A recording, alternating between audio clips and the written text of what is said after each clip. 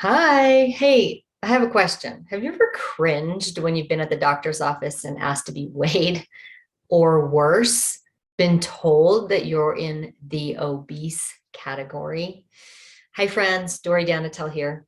So, in today's video, we are going to tackle the two most often used health measures that honestly have not been determined as the best way to decide if we're healthy. So let's start with the first. The first most widely used barometer of health is, you guessed it, that pesky number on the scale, your weight. All right. And using that number in conjunction with height actually gives us the other most often used or misused measure, which is known as BMI, which stands for body mass index. I'm going to be opening up your minds about why using either of these or both of these, which happens a lot, to try to correlate to healthiness is hogwash. And I'm going to walk you through what methods you can use for understanding where you are with your own health. I'm just going to tell you in advance that these usable methods and measures, the ones that you can use, will surprise you. All right. So prepare to be surprised. Okay. Before we get to what indicators of health are better than weight and BMI, I want to take a look at how and why weight and BMI seem to have become sort of the medical professionals' end all be all as a measure of health. And of course, if it's in the media, it's true, right? Wrong. Like, we know this isn't true. Unfortunately, this is one reason why everyone, including medical doctors, healthcare associates, all of the people in the field, connect higher weight with the disease automatically, right? But research doesn't necessarily bear this out. And the relationship between size and health is a lot more complex than just having a chart to decide if you are healthy. So you may be questioning, what's Dory talking about? Of course, weight and weight measures health. I think you'll resonate with this example as to why it doesn't. Most of us know that painfully skinny dude. Yeah, you may even be married to him. He eats terribly, drinks maybe, smokes possibly, and never works out, right? And yet, based on his weight and height, he's considered in the normal, which is associated with, quote, healthy category.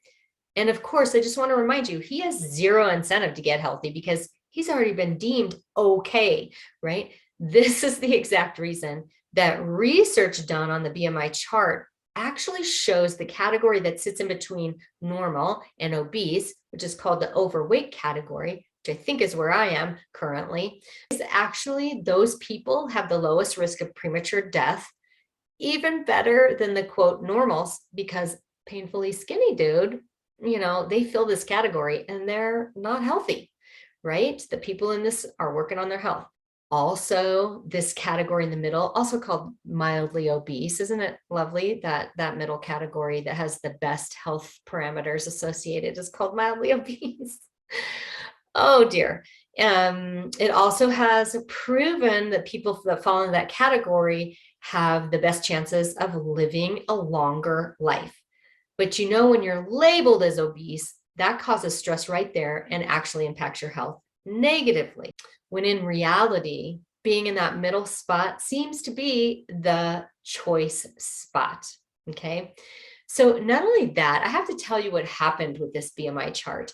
You may have heard this, but so back in 1998, that chart was revised one day. I don't know why exactly. I'm sure it's out there, but here's the deal is overnight, 29 million people were all of a sudden labeled overweight.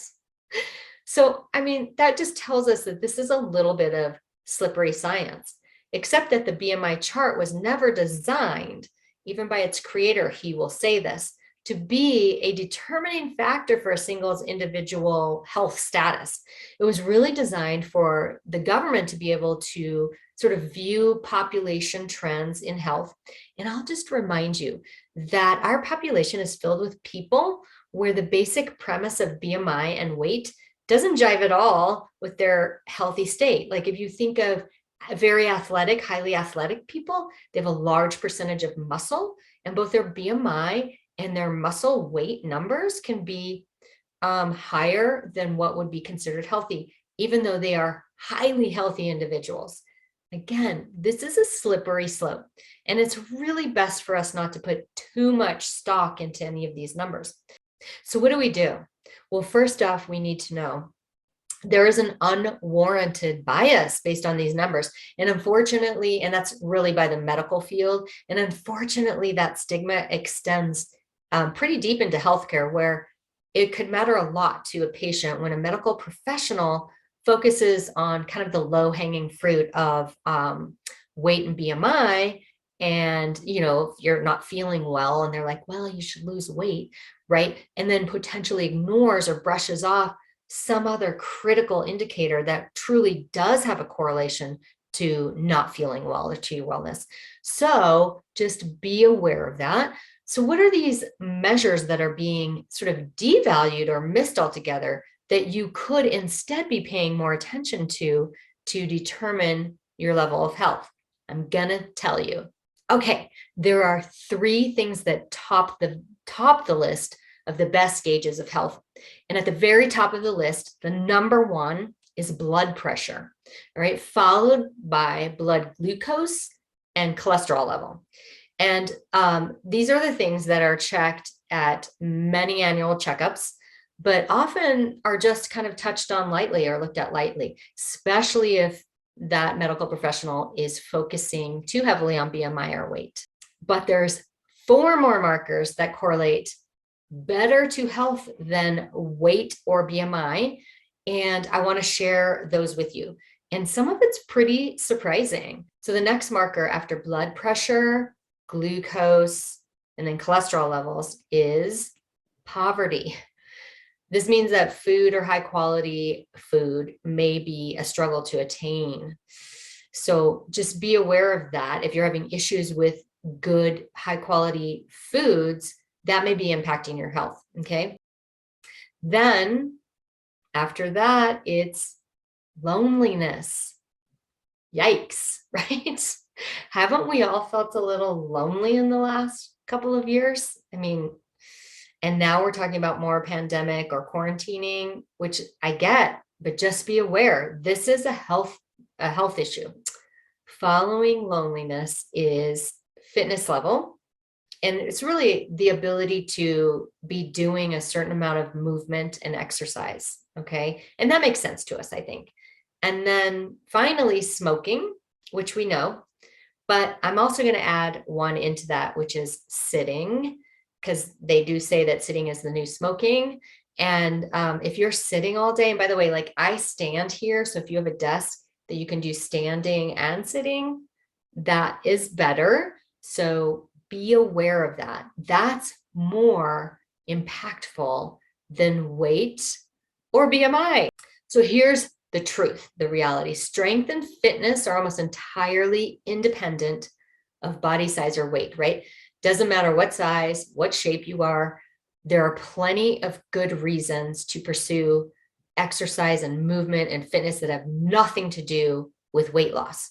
Movement helps your bones, your muscles, your cardiovascular system, and it positively impacts your hormones. Can we say, okay, ladies, right? Exercise increases your energy, it improves sleep, enhances your mood, and provides a sense of just overall well-being. So it's really important to have some movement every day. All right, so I feel like I should get my magic wand out. I wish I had one. Someday I'll have to have one. But I'm granting you permission to let go of any weight or size stigma. And I'm strongly suggesting that you let that all go for now. It's not the crucial defining gauge that we've come to think or believe it is, all right?